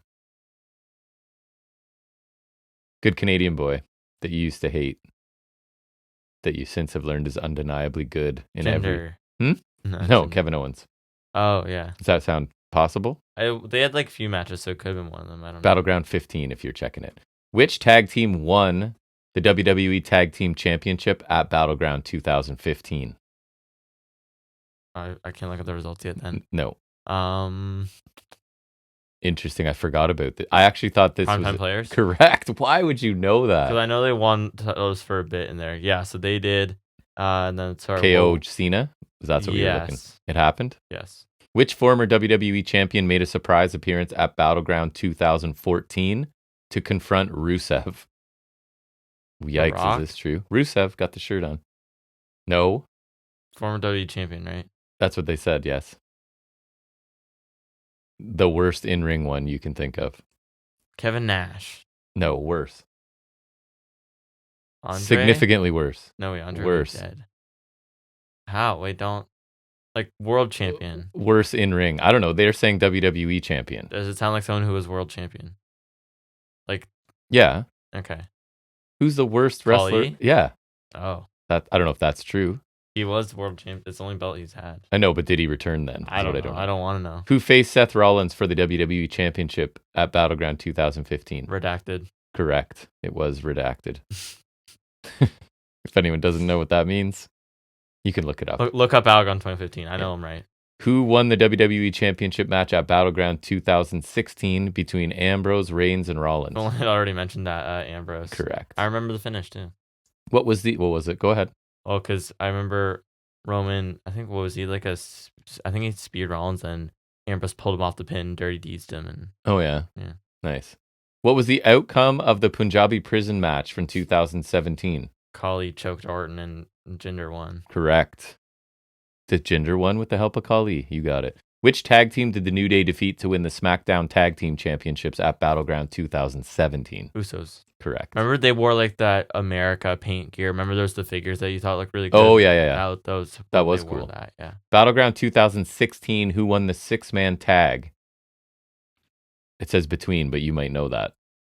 I wouldn't give that detail. 6-man New Day against who? Wyatt. Who won? New Day. They say Wyatt, but you got the participants right.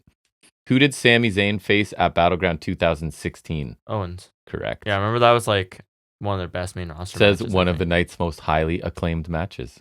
There's also the one where Miz defended the Intercontinental title against Darren Young, and Bob Backlund started getting weird and taking his shirt off. Yes, that's right. Which female superstar made her in-ring debut at Battleground 2015? I think this is one I checked. I think it was right. In-ring debut. Charlotte. Correct. In a triple threat match with? Paige. Nope. Nikki Bella. Brie Bella. Mm-hmm. And Mercedes Moné. I was gonna say Alicia Fox. That's when you fell in love with Dar, I think. Just from that was funny. At Battleground 2014, who had a flag match? 14. Has to be Cena and someone. Nope. Oh, Rusev and someone. Rusev and Swagger. Rusev and Swagger, indeed. Okay, because a lot of Rusev. I chose a good day. Cena and Rusev were 2017 Battleground. Last one. Who did AJ Styles face at Battleground 2017 for the U.S. Championship? Owens. Correct. Who won? The new face of America. Styles? No. Damn it. Owens. According to them. They had a bunch of matches that year, so it was 50-50. All right, so a few mistakes, but they were in the neighborhood anyways. I'll give it to him. Very well done. We'll move back into talking about more wrestling. Anything notable that we want to discuss from the week of wrestling? It's called Highspots and Restholds.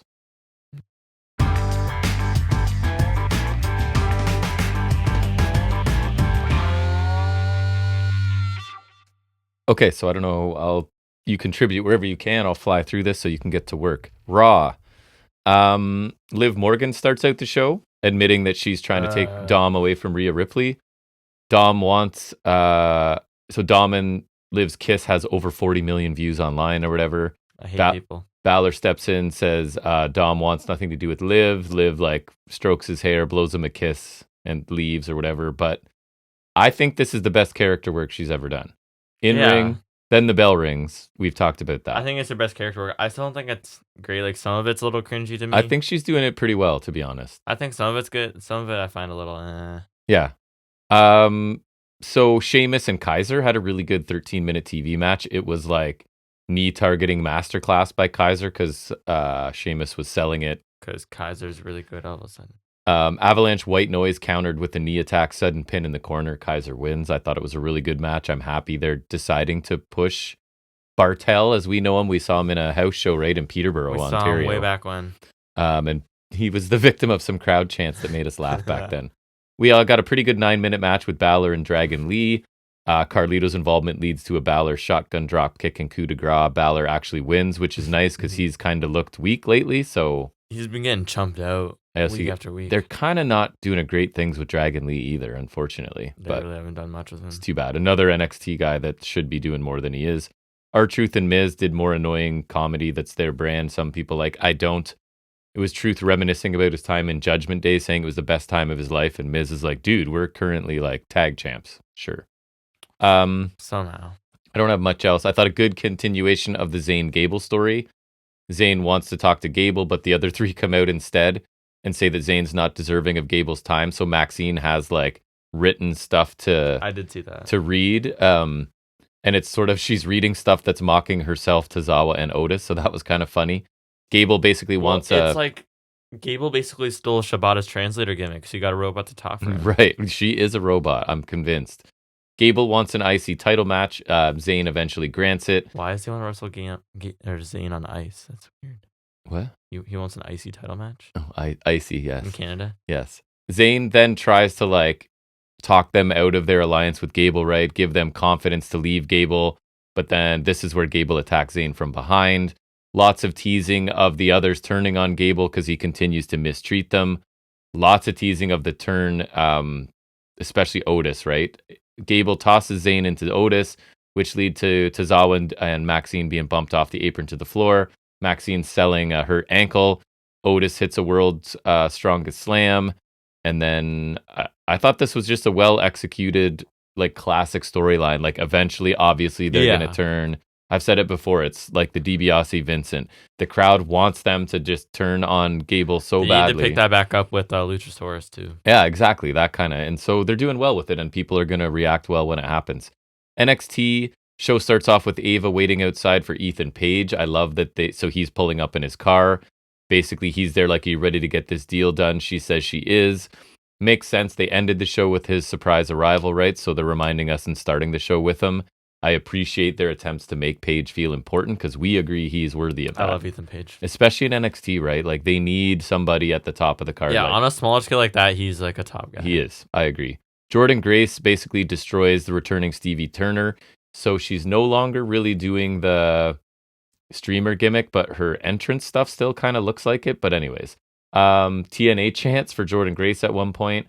Didn't understand why Turner actually got a couple spots of offense here. I would have had Grace just destroy her. But anyways, back elbow, Vader bomb, Juggernaut driver, 3-minute win. So if you don't know who Grace is, she's obviously looks impressive, right? Sick. So I wouldn't have given Turner anything here. Grace and Roxanne stare down afterwards. Grace, there's a shove exchange that takes Roxanne down and then she escapes. So useful to get Grace on the show, I guess. Trick and Lash meet in the parking lot. Trick's looking for Ethan Page.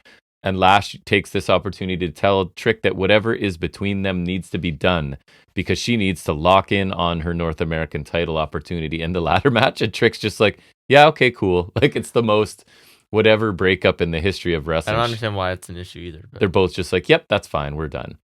I actually like Lash in this more understated, serious role. I thought she was pretty good here. Earlier in the day, Spears is doing his best Chris Jericho, but in like a cryptic, like he has advice for all the rookies, right? Including Evans, whose first name always escapes me. Javon Evans. Briggs interrupts, calls Spears an idiot and a manipulator. Spears says Briggs is insecure, still doesn't know who he is. Spears laughs and leaves. I do not enjoy this Spears character. He's doing what Jericho's doing. He's just doing it in like the cryptic, I give whatever advice way. I like it better. It's all annoying. NXT North American Women's Championship Summit. So Jack just got back from work and is in the room for this. I always make note now of when you arrive. So you're here for this. I don't think I choose my words carefully. I said in the room. That is words matter. That is accurate. I say great. It's Booker T moderating this. So really quickly, Meechin is interrupted by Parker, who says it's her time. Then it's Fallon Henley. This is her kind of match because she's on her own with no deadweight partners. She doesn't care about anyone else in the match. Kalani Jordan next about everybody being good, but no one wants it like Lonnie. She started referring to herself in third person as Lonnie. Lonnie, I didn't like that. I didn't remember that. It's her trying to have a little bit more edge than just the whole like bright-eyed baby face, I think. Just stick with that. She panders to the crowd a bit. Booker asks for a shucky ducky quack quack. Go away, Booker T. Never ask her that. Head out. Grabbed Chris Jericho. You guys take a nice long vacation together. It would be fine. Saul Ruka won't say anything mean other than 5 souls will be snatched. Don't think so. Lash interrupts with that screeching thing that she does. That's what that was. She'll go from potential to champion, and Parker says that she thought that all Lash could think about was Trick's Willie, which was pretty funny and got a pretty good reaction from the crowd. They brawl. Robert Stone comes out because he's the assistant to the assistant. Because Ava's the assistant to Shawn Michaels. No, she's the general manager. But like, okay, okay. You know what I'm saying? I guess so, because like Shawn's like, well, because I remember when the 2016 brand splits, like Sean's the commissioner, Ava's the general manager, and he's like the assistant to the general manager. Right. So he comes out and makes a 6-woman tag match because he says he talked to Ava already. So I guess this is where he's settling in on the show. They kept it short. No one got exposed on the mic. It's like when they want announcements to be made, but they don't want Ava to speak and ruin it. I agree. So that is acceptable to send Stone out to speak for her anytime. Nobody got exposed on the mic here. Nice quick segment. Nice mix of heels and faces. No quarter catch crew. You saw this as well. So Dempsey, I don't know if you got the illusion here, but he's doing Robert De Niro in Taxi Driver, practicing his like, you looking at me in the mirror. And so I did see that. He gets interrupted by Bourne, who comes up, right? And Dempsey's a little bit embarrassed. But anyway, so he's now trying to run his group more like Tony D. So he's cutting off Bourne and, name escaping me, Damon Kemp. And he forces Kemp to say capiche. Did you know I figured out what the Miles Bourne issue is? And I feel a little bad. He is partially deaf, and that makes all the sense in the world. He is not a man of hearing. Okay. So then your speech is also affected, right? Because you're not hearing how other people speak clearly to be able to mimic clear speech. Oh, okay. That's fair. So all is forgiven, obviously. I knew he had something. And we're never harsh. We're always just like, don't know what it is, but he really struggles. Okay. We say it about Ava too. We're not trying to be mean. Yeah, I did know something. Okay, that sucks then. Yeah. So that's understandable. But anyways, I don't know how I hate this. Like, Dempsey is pretending to... Dempsey doesn't need to do anything. He just needs to be like the aggressive technical guy. And one family's bad enough. Like, and here's my thing, right? And like a mock family. A parody of the family is indistinguishable from the original. You can't parody something. It's a parody of a parody. It is beyond. It's truly what they say. Like, it's beyond parody. Yeah. Because if you parody it, it looks exactly the same. And that's what we're getting here. So no, I don't want this. But I guess in a way, maybe they're testing Dempsey's range. Like, let's see if he can. I agree. Thea Hale backstage with Chase U, Duke Hudson, and Riley Osborne don't want to go out there with her due to their issues with Ridge. And then Ridge joins Chase and Hale as they head to the ring. So it looks like that's our camps. It's Chase, Hale, and Holland are, I don't know why. And then Hudson and Riley Osborne are still skeptical of Ridge Holland. Jasmine Nix then takes on Thea Hale. This is the match that Duke and Riley didn't want to come out for. Her finisher's not good. I think Thea Hale is the best standing moonsault in the business, though. 2 weeks in a row now, it's looked amazing. Not when Jeff Cobb's floating around. That's or maybe Luchasaurus. And have you seen when Hale does the world's strongest slam? They call it the world's smallest slam, which I kind of like too. So anyways, Nix is super basic, struggles with some of the little things like running the ropes and in-between stuff we always complain about. Osborne and Duke do enter through the crowd. And Hale notices them, so you assume distraction, roll up. Nope, she just kind of carries on. She hooks in the Kimura, but Nix backs her into the ref to break the hold. And then coming out, Nix hits a Pele kick to surprisingly win. I don't like that Pele kick's a finisher, considering like Balor and Styles and Ibushi. It looks okay when she hits it, though. Yeah, but I will say. say. Oh, it's like kind of like the Riot kick, actually. Yeah, it is. Like, I don't like it just because it's like, so many people use that intermittently. Yeah. It's like... It's not a finisher necessarily. It's not like the Switch in Music where it's the innovative one. You know what I mean? Like, Michael's used that before it became what it is now. Yeah. I kind of like the detail that Hale was like apologizing to the ref for running into him and then takes the kick. So that was kind of consistent with her. And you have Duke and Osborne like exhibiting heel mannerisms, and I'm not sure why.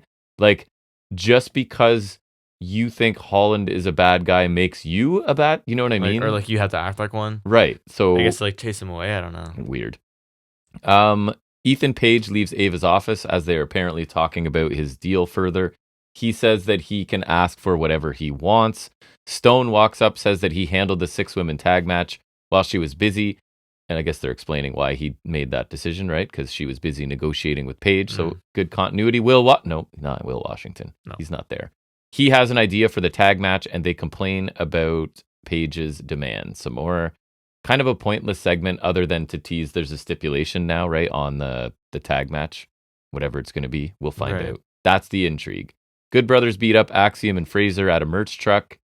And I put, what a surprise that they get one over on the champions. Normally, this would mean that they get their comeuppance in the match, but who knows with the Good Brothers? That's true. They'd be like, no, brother. We're just dominating everyone no matter what, not putting anyone over, not doing it. Quite possibly. Spears takes out Briggs backstage. Evans attacks him and they fight their way to the ring.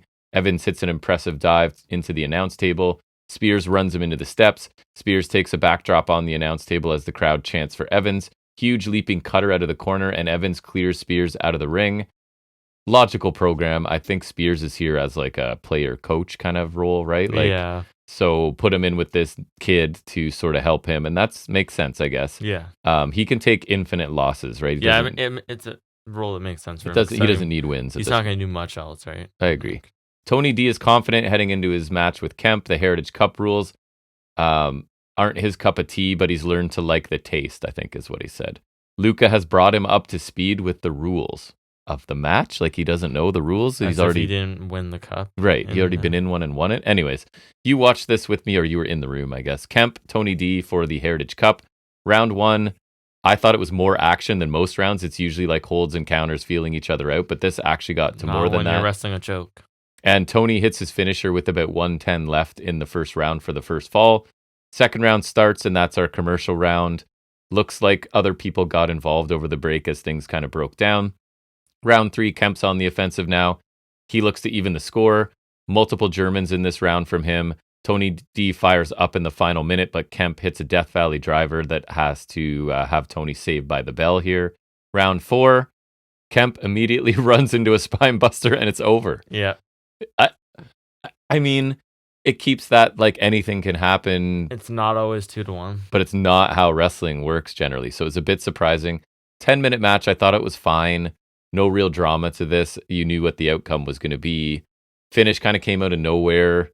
I guess the involvement of outside people was minimal, but these matches have kind of lost their luster since Dar, Dempsey are out of it, right? Yeah, and just like I still think putting them on TV is kind of sucks when you're missing around completely. You're right.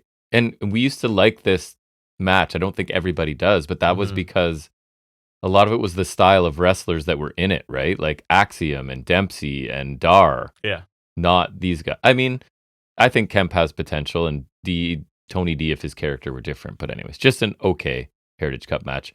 Trick wants Ava to give Paige whatever he wants so that Trick can get him in the ring. Ava tells us Paige wants to sign it in front of everyone because he's just an arrogant ass, right? Which is fine.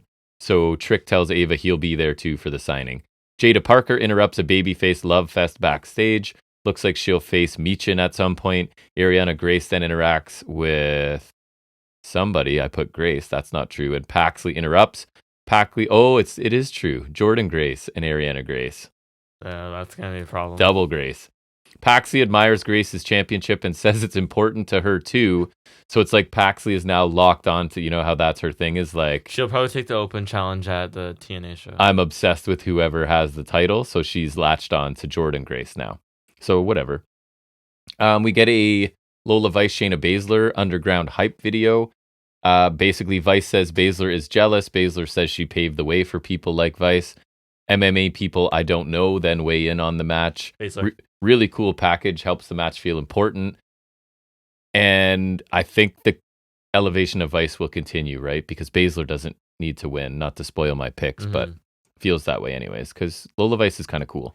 Izzy Dame versus Natalya.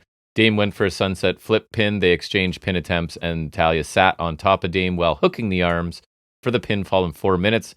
Another short, forgettable match on this show. Third one on this show. Only the Heritage Cup at this point has been given more than 4 minutes, and it wasn't awesome. Axiom and Fraser will still defend their titles against the Good Brothers, despite the attack they faced. I thought Fraser sounded better than this. He was kind of fired up in this brief little promo. Sorry, I need a sip of water. Bad air. Tyreek Igwe and Tyson DuPont enter the ring for tag action, heading into a commercial break. I only mention that because as we come back from the break, Gallus have taken them out with a sneak attack, and they cut a promo in the ring. Gallus, that is. Pretty boring talk about not caring about social media. That's for the wee boys, and they are grown men. Joe says he'll leave the PLE, the North American champ. Oba Femi comes out. He says Gallus are tough, but the outcome will be the same. Wesley's music hits. He comes out through the crowd, and they fight. Gallus wins the numbers game. Discus clothesline for Femi. Tag team finisher to Lee. Gallus stand tall. So Gallus still booked really strongly since returning. I didn't think the promo was great. Physicality was fine.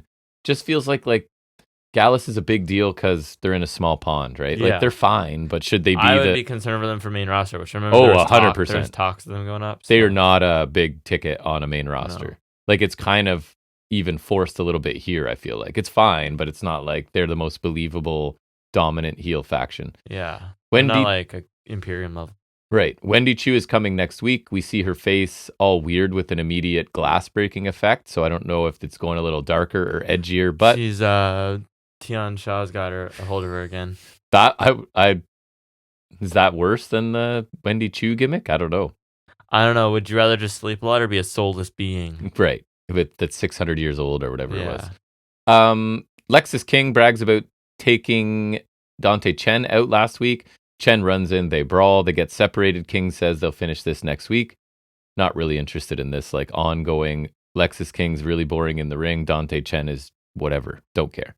Lash Legend, Kalani Jordan, Fallon Henley versus Michin, Jada Parker, and Sol Ruka.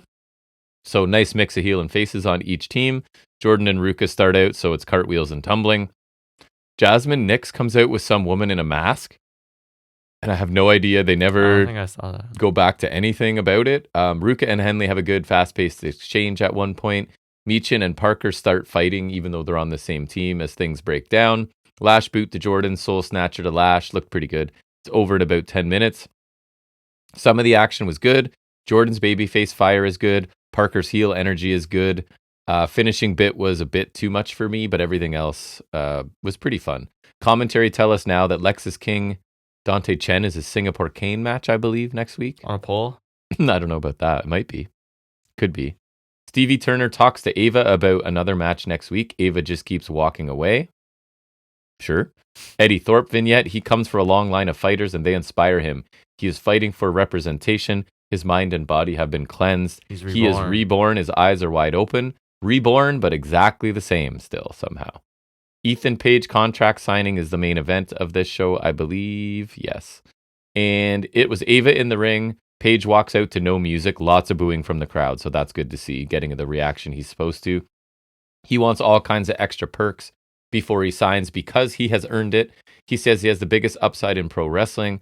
The draft left a big hole in the roster and Page is there to get opportunities and make money. Point, though. Right. Page says he's spitting facts. Trick's music hits. Trick tells Ava to give Page what he wants so Trick can kick his ass. He stumbles a little bit and Jack cringes slightly. Remember? A couple lines in a row. Yeah, a couple you kind of had to retake there. Were a little awkward. It's Trick's house and Page can't show up and jump the line, which is exactly what he is doing, and Trick's letting him do it, which, to be fair, right? But Trick says he'll take Page out. Page talks about being like Trick and being in someone's shadow before breaking out. The title brings the spotlight and Page craves it. His attacking Trick was to make an opportunity for himself.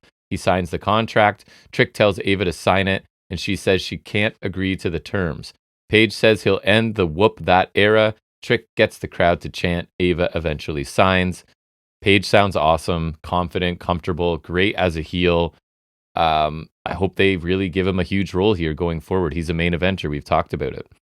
I'm guessing there's some sort of ridiculous stipulation in the contract, right? I thought the stipulation was that he gets the title match. I'm guessing maybe there's something else in there because Trick's in such a sign it, which usually means like you didn't read it. I thought it just means he agreed to title. Maybe it's like... And because Ava also said, I can't sign it the way it is. And Trick's like, no, I want you to sign it. And she signs it anyways. I feel like if she... I thought that was just alluding to the title match. I thought maybe if he let her finish, there would have been like, because he's saying you have a hand tied behind your back or something. Like if he loses, he gets another match. Right, or whatever. So who knows? Maybe not, but we'll see. TNA. Opener. You know they have a thing for like fast-paced good openers usually? Campaign Sing. It was Khan and Jake something. And it was pretty bland. Haas fight. He keeps going for his neck snap finisher. Something hits the void, wins in 5.5 minutes. Khan with a choke slam after. Eric Young comes out to stop it and give a big speech because this was the 20th anniversary episode of TNA. Sure. PCO gave Delander a note last week that's basically PCO, oui or no. And she doesn't know what to think. Zaya Brookside's like, oh, he's so sweet. You shouldn't like just disregard him so quickly. So she's Go out with the old Frankenstein. She's gonna take another week to make her decision. Okay, PCO is how old? I looked it up. 70? 65. 56. Delander is 30. 27. Damn it. Their age gap is basically the difference between you and me, and I am your parental unit. This is worse than Index, because they had a noticeable age gap, but not like decades. So 30-year age gap that's supposed to be cute. I know age doesn't really matter, but I guess. Then again, in most real life cases, you're not dating a French Frankenstein. And the problem is, I'm interested in Delander, but not in this angle, right? Like, I'm kind of curious to see what they have with her. Anyways, newly baby-faced Giselle Shaw took on a jobber. I think the name was Shaz McKenzie. Shaz McKenzie, yeah, she's like a known indie. Oh, is she? Yeah. So Gail Kim is Shaw's new mentor, so she's watching on a monitor backstage. A lot of tell, not show by the commentary on Shaw's new attitude. You know, like, oh, she's this and this. Have we seen that, really? Not like, to be fair, I've missed an episode or two, so maybe I should say. Springboard cutter denouement. Shaw wins in 3 minutes. Not as interested in face Shaw so far, and a couple of her moves. There was a Hurricane Rana early and the cutter at the end weren't the cleanest. So, but anyways, I still think she's interesting. We'll see how the face run goes. We're asked to endure another Dark Rosemary vignette where she says her usual nonsense, and I think we see a picture of James Mitchell along the way. Sins and forgiveness, who could possibly care? This is like, you know, those cringe videos people post on social media of themselves being dark, and like, it just has that feel to it, and I can't stand it. Macklin wants a temporary alliance with Mike Santana to deal with the Rascals. Santana's like, I don't do tag teams anymore. Macklin's like, one and done, and he's like, okay, one and done. I'm fine with the alliance. So they don't like each other, but after facing each other a couple times, there's respect, and the Rascals have annoyed both of them. I miss Santana. Jeez. Me too. Ali, and you said Champagne Singh. Did you not see his new name, which actually made me chuckle? Campaign Singh. Because of Ali's political gimmick, right? So it's Ali and Campaign Singh taking on Speedball Mountain. But having him attached to Ali makes Ali seem less important, right? Because Singh's been nothing but low card mouthpiece for far too long. Funny, it is funny. Singh is in this to take a bunch of offense, as you would expect, right? Good action in this. Speedball Mountain are always fun. Ali considers stopping Trent, the finish. He's got Singh loaded up for the burning hammer, and so Ali's ready to stop, and like Seven's calling him on, so then Ali just changes his mind, slides out of the ring, lets his partner get hit with it and take the loss after 14 minutes. Good back and forth match with a clear weak link, right? Taking the fall, as you would expect, and Ali looking like a weasel, like he should. Jordan Grace, Allison Kay. Ash came with her concierge, I forget his name, to watch the match. And I told you, like, I feel like you forget every time. Zero reaction to her coming out. And it's supposed to be important, and nobody any reaction cares. Is better than no reaction. And I'm kind of proud of TNA fans for that. Kay looks massive compared to Grace. So Grace is only 5'3", despite being like jacked to the gills. She's that's small. Good because Gresham's short too. They start out fast. Commentary do talk about Grace trying to become a double champ, so reference to NXT here. Pointless cuts to Ash and the other guy whispering to each other, I guess, as they're scouting or plotting or whatever they're doing. Marty Bell gets cheap shots into Grace on the floor. Another distraction later. Kay hits a nice Saito. Grace with an impressive muscle buster because Kay is pretty big. Bell in the ring to take a Grace spine buster. The ref does not care about this. Kay hits a crunchy or whatever it's called. Is that the Strong Zero? Grace powerbomb, Juggernaut driver. It's over in 6 minutes. I thought they got a lot done, and Kay looked pretty good. It was a lot of big moves in 6 minutes. Callahan has a Death Machine TV segment now. I didn't like it. He's focused on Gresham. The ink made him feel not well for a while, but he's like, joke's on you, I never feel well. I don't know why talk show segments are still a thing. And it's like, is Gresham a man cosplaying an octopus or an octopus cosplaying a man? And something about the questions they get to ask. He's going to have octopus sushi or something. It's kind of dumb, but anyways. Speaking of dumb, AJ Francis is your new digital media champion. At least like the concept of him being a digital media champion makes more sense than Laredo Kid. It does. And that's what I said, obviously. Like, Francis is on TV doing lame things every week. Laredo Kid barely exists, despite being a champion, so the title change makes sense. AJ Francis is more digital media-esque or whatever that means. He is. Commentary tell us here that Laredo Kid almost died in a match in Mexico, and I think they said 2022, which was why he was off so long, came back like a little bit out of shape, I think. Did not know that. I didn't notice. But what doesn't make sense to me is why anyone thinks Francis is someone we should pay attention to. His energy is similar to Ash for me.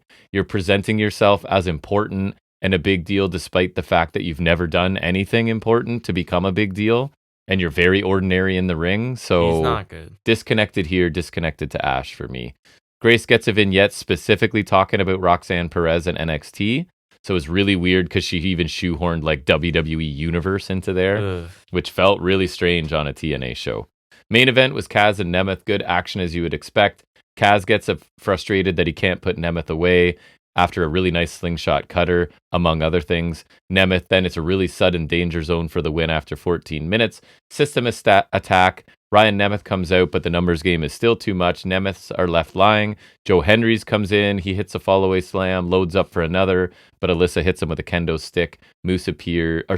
Spear from Moose. Hendrys down 2. Boston knee party to Hendry, another kendo stick shot, and another Moose spear. So match was good. No shot, Kaz wins.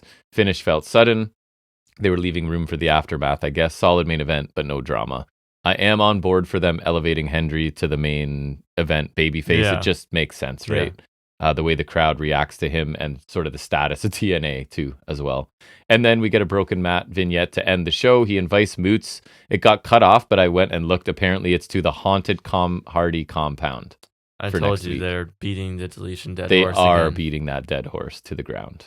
And that is going to wrap up that. Do you want to just tack on our predictions here since you're kind of in a hurry? Well. So do music transition into our NXT Battleground predictions. Go ahead. I actually put some thought in on these. I did barely, but Baszler versus Lola Vice for the Underground match.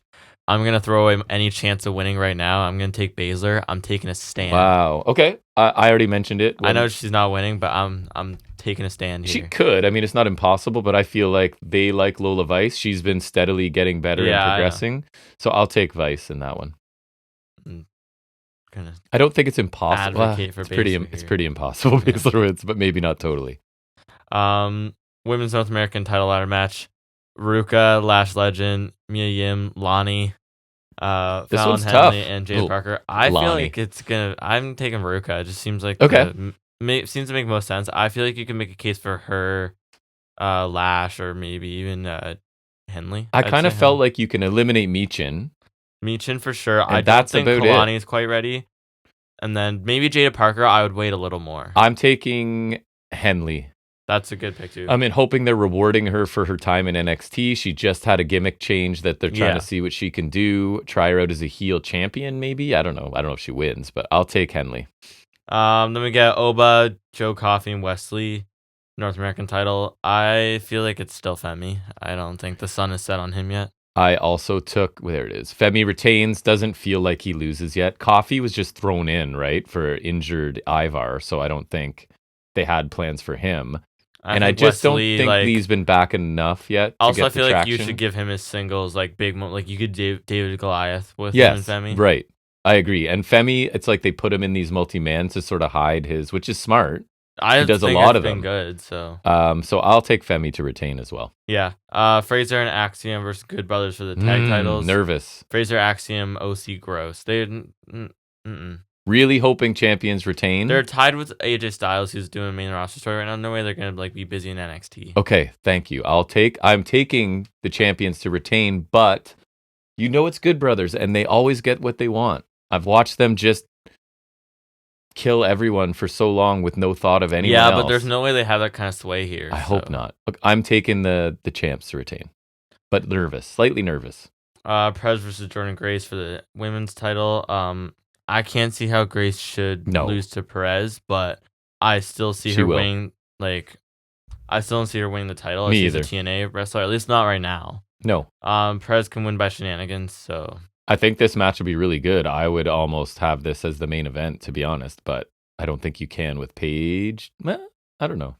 Really good match. I'm taking Perez to retain. I don't think they're putting a women's title on someone from another company and a company that they see as significantly less than them. Mm-hmm. Finally, Trick Williams and Ethan Page for the NXT title.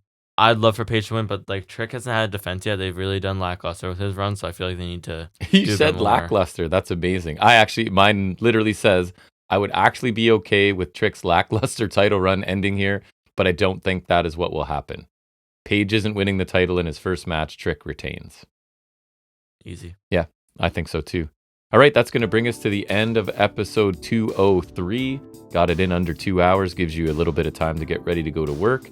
We'll get this thrown up there in audio and video form. Thanks for hanging out with us for a little bit, listening to us talk about wrestling. Really appreciate any listens. Contact us if you'd like to. Let us know if you're listening from another country, or if there's anything you want to sort of ask us, would be awesome. I'll answer any questions sort of on the air. And we will definitely be back here for episode 204 next Saturday. And until then, everybody, take care.